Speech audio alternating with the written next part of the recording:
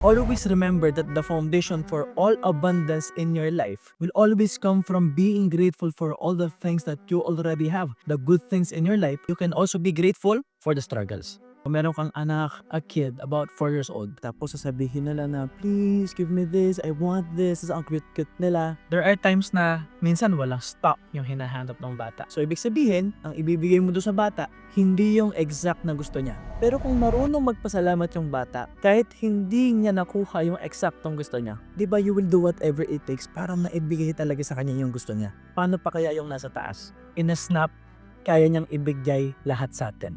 But the problem is, marunong ba tayo magpasalamat? Binibigyan tayo ng challenges for us to become stronger, pero instead na magpasalamat tayo, ungrateful tayo. Tandaan nyo to guys, regardless of the struggles, being grateful for the challenges, being grateful for the pain, because of that will make you stronger.